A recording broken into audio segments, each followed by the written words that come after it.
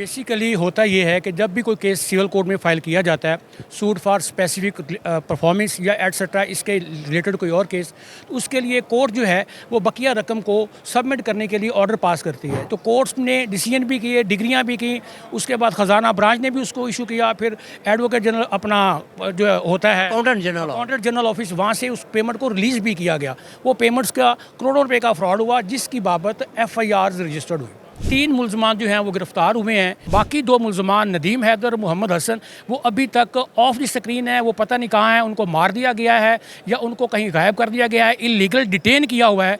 जब बुरसा ने उनसे रब्ता किया कि जी हमारा भाई जो है उसको जेल में भेजना था, जेल में मौजूद नहीं है, तो हमारा भाई जो कहाँ है हमें बताया जाए। बुरसा के पास रिकॉर्डिंग सेव, किस चीज़ की रिकॉर्डिंग है? रिकॉर्डिंग ये सेव है कि अगर आप हमें रिश्वत दोगे रिकवरी की मद में तो हम आपके भाई को छोड़ देंगे, अगर नहीं दोगे तो हम इसको मार देंगे या CCD के हवाले कर देंगे। सिविल अदालतों में केसेस दायर करने के लिए ज़रे समन जमा करवाए जाते हैं।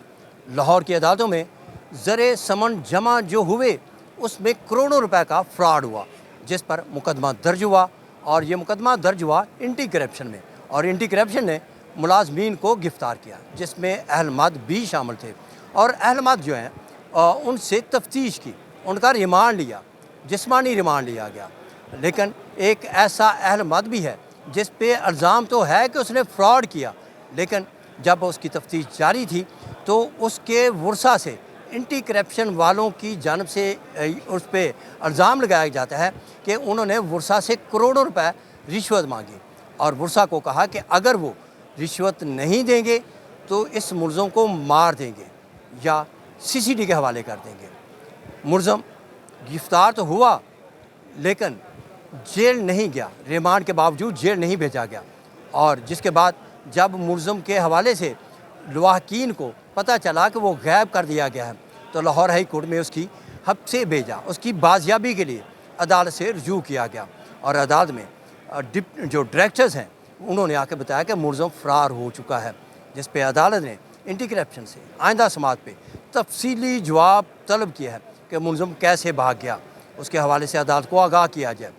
दरख्वास्त गुजार सुम्बुल जो हैं खातून, जो कि मुलज़म की बहन हैं, उन्होंने अपने वकील जो शेर बलोच हैं, अहमद शेर बलोच, उनकी वसातत से लाहौर हाई कोर्ट से रजू किया।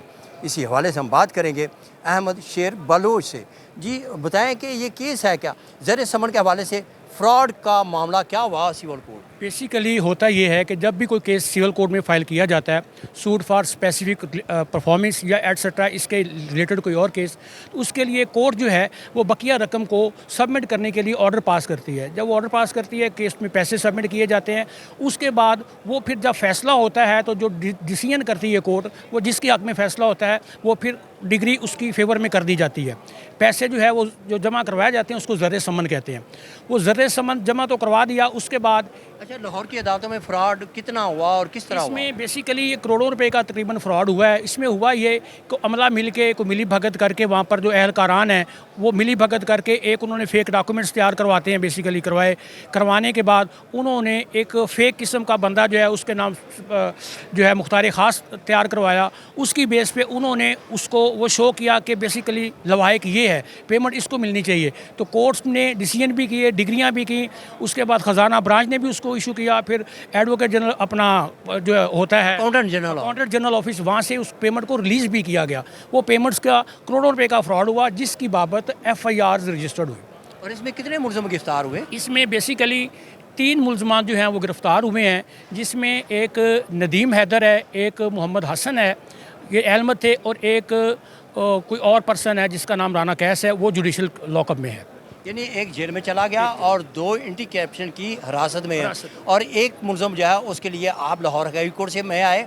उसके हवाले से आप बता रहे थे कि उनके वर्षा से कोई डिमांड की जा रही, रिश्वत की, कितनी रिश्वत की डिमांड की गई, किसने डिमांड की? जी, अब इसमें हुआ ये है कि 14 दिन का रिमांड मुकम्मल जब किया गया, तो 14 दिन के बाद रिमांड मुकम्मल होने के बाद लंदन जुडिशल मजिस्ट्रेट साहब ने ये ऑर्डर पास किया कि इनको जुडिशल लॉकअप में भेजा जाए। 27/5/2000 26 को जुडिशल लॉकअप में भेजना था। जब जुडिशल लॉकअप में भेजने की बारी आई तो एक मुलज़म जो है राना कैस, उसको जुडिशल लॉकअप में भेज दिया गया। बाकी 2 मुलज़मान नदीम हैदर और मोहम्मद हसन वो अभी तक ऑफ द स्क्रीन है, वो पता नहीं कहाँ है, उनको मार दिया गया है या उनको कहीं गायब कर दिया गया है, इलीगल डिटेन किया हुआ है। जब बुरसा ने उनसे रब्ता किया कि ये हमारा भाई जो है उसको जेल में भेजना था, जेल में मौजूद नहीं है, तो हमारा भाई जो कहाँ है हमें बताया जाए, तो उस पर काशिफ रफ़ीक जो है असिस्टेंट डायरेक्टर मॉनिटरिंग है वहाँ पर, उनकी जानब से और बाकी जो वहाँ पर डायरेक्टर एंटी करप्शन का अमला है उनकी जानब से करोड़ों रुपया रिश्वत मांगी गई कि आप हमें इनकी रिकवरी दें करोड़ों रुपया रिश्वत की मद में, देन हम इसको छोड़ेंगे, अगर नहीं दोगे तो हम इसको मार देंगे या हम इसको CCD के हवाले कर देंगे और ये किसी कोर्ट में पेश हम नहीं करेंगे। अच्छा, ये भी तो हो सकता है ना कि वो रिकवरी लेके उस पर वो रिकवरी डालें और उसका चलान करें कि इससे जो रकम खुर्द-बुर्द हुई वो इसे रिकवर किया और उसका वो चलान करना चाह रहे हो, ये भी तो हो सकता है ना। वो रिकवरी उनको चाहिए थी ड्यूरिंग रिमांड। जब 14 दिन कंप्लीट हुए, 14 दिन के अंदर वो रिकवरी उनसे वो नहीं ले सके, तो 14 दिन के बाद जब जज साहब ने उनको जेल भेजने का ऑर्डर किया तो उसके बाद वो रिकवरी नहीं ले सकते। रिकवरी वो ले सकते थे विद इन 14 डेज़ के अंदर। आपका ये कहना है कि जब रिमांड ख़त्म हो गया, जुडिशल ऑर्डर हो गया कि इसको जेल भेज दें, उसके बाद रिश्वत तलब की गई, ये उसका वर्षा का जी, उसके बाद रिश्वत तलब की गई। आज से को 4-5 दिन पहले उनके पास रिकॉर्डिंग सेव है।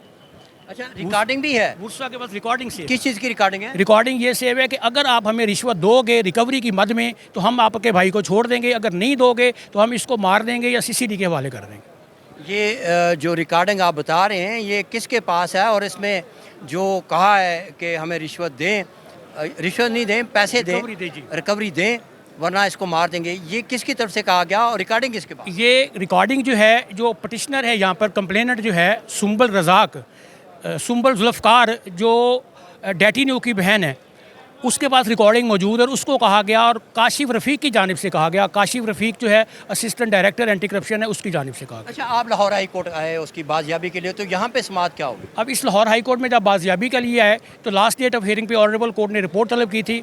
आज रिपोर्ट जब जमा करवाने की बारी आई तो वहाँ पर एक डायरेक्टर पेश हुए और उन्होंने कहा कि जी वो हमारी हिरासत से 27 तारीख को भाग गया था, तो जिस पे बरहमी का इजहार करते हुए मिस्टर जस्टिस तारिक महमूद बाजवा साहब ने ये रिमार्क्स दिए कि 14 दिन जब आप वो रिमांड पे लेके जा रहे थे तो तब वो आपसे नहीं भागा और जिस दिन जुडिशल का टाइम हुआ वो आपसे भाग गया। इसकी मुकम्मल रिपोर्ट जो है वो 17 तारीख के लिए सबमिट करें विद रिकॉर्ड और डायरेक्टर एंटी करप्शन को तलब कर लिया है 17 तारीख के लिए। केस इसलिए इम्पोर्टेंट है कि इसमें एक तो अदालतों में जो लोग एतमाद करके ज़र समन वहाँ पे जमा करवाते हैं उसका करोड़ों रुपए का फ्रॉड है।